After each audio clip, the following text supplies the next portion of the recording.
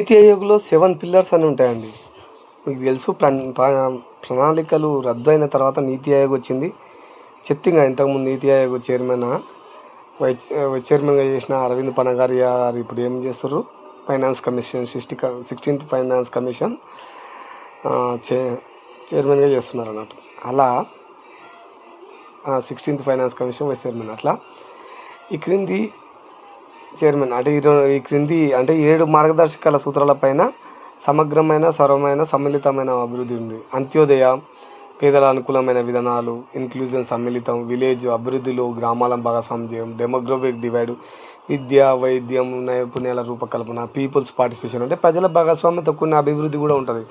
Governance అంటే అభివృద్ధిని వ్యయ ఆధారం నుండి ఉత్పత్తి ఆధారానికి మార్చడం. సస్టైనబిలిటీ అంటే భవిష్యత్ తరాలకు హాని కలగకుండా అభివృద్ధి చేయడం అన్నట్టు. అయితే 18 సెప్టెంబర్ 2021లో నీతి ఆయోగ్ చైర్మన్ నరేంద్ర మోడీ గారు పునర్వ్యవస్థీకరించారు. ఏంది నీతి ఆయోగ్ నిర్మాణాన్ని ఆమోదించారు. దీన్నే 7 పిల్లర్స్ అనేది. అయితే పంచవర్ష ప్రణాళిక బలు జాతీయ అభివృద్ధి ఎజెండా అని ఒకటి పెట్టుకున్నారు. విజన్ డాక్యుమెంట్ అంటే ఏంటిది?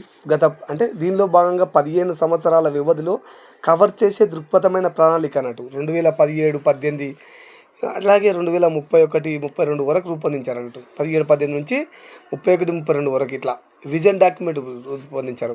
ఇది అంతర్గత భద్రత, రక్షణ వాటికి సంబంధించిన ప్రణాళికలతో పాటు జాతీయ అభివృద్ధి లక్ష్యాలు, అంతర్జాతీయ సుస్థిర అభివృద్ధి లక్ష్యాలను మిళితం చేస్తుంది. అంటే వ్యూహాత్మక పత్రం అంటే విజన్ డాక్యుమెంట్లో పేర్కొన్న దీర్ఘకాలిక లక్ష్యాలు ఏవైతే ఉంటాయో తీసుకురావడానికి 7 సంవత్సరాల సుదీర్ఘ ప్రణాళిక రూపొందించారు. అంటే 2017, 18 నుంచి 2023, 24 వరకు అట్లా మీకు అది రూపొందించారంటూ. అలాగా కార్యాచరణ ప్రణాళిక పత్రం కూడా ఉంది. విధానాలను కార్యాచరణలోకి తీసుకురావడానికి ఒక 3 సంవత్సరాల స్వల్పకాలిక సంవత్సరాలు అంటే కార్యాచరణ ప్రణాళిక చూసిర్రు. అట్లా అయితే నీతి ఆయోగ్ అనేది ఎప్పుడు అంటే జనవరి 1, 2015లో ఏర్పాటు అయింది. ఇది రాజ్యాంగబద్ధ, చట్టబద్ధ సంస్థ కాదు. అంటే పీఎం ఎక్స్ ఆఫీషియో అధ్యక్షుడిగా ఉంటారు. రాష్ట్రాల భాగస్వామ్యం ఉంటుంది, వికేంద్రీకరణ ఉంటుంది, బాటమ్ టు టాప్ వరకు ఉంటుంది. నిధుల కేటాయింపు అధికారం ఉండదు. పూర్తికాల సభ్యులు పీఎం నియమిస్తారు. తాత్కాలిక సభ్యులు గరిష్టంగా 2 ఉండడానికి ఛాన్స్ ఉంది. ప్రాంతీయ మండళ్ళు అలాగే గవర్నింగ్ కౌన్సిల్ ఉంటాయి. ప్రత్యేక ఆహ్వానితులు ఒక 11 మంది ఉండొచ్చు. ప్రస్తుత స్థితి ఇది కొనసాగుతుంది కంటిన్యూషన్గా. పీసీఐ ఉంటుంది, ప్లానింగ్ కమిషన్ ఆఫ్ ఇండియా అంటే మార్చి 15, 1950లో ఏర్పడింది. ఇది రాజ్యాంగబద్ధ, చట్టబద్ధ సంస్థ కాదు. పీఎం ఎక్స్ ఆఫీషియో అధ్యక్షులుగా ఉంటారు. అలాగే కేంద్రీకృత టాప్ టు బాటమ్ ఉంటుంది, అధికారం ఉంటుంది. 5 నుంచి 7 సభ్యులు ఉంటారు. అంటే తాత్కాలిక సభ్యులు ఉండరు. అలాగే ప్రాంతీయ మండళ్ళు, గవర్నింగ్ కౌన్సిల్ ఉండవు. నీతి ఆయోగులు అయితే ఉంటాయి. అలా డిసెంబర్ 31, 2014 రద్దయింది. ఇది ప్లానింగ్ కమిషన్ అనేది. నేషనల్ డెవలప్మెంట్ కౌన్సిల్ అనేది ఒకటి ఉంటుంది. ఆగస్టు 6, 1956లో ఇది ఏర్పాటైంది.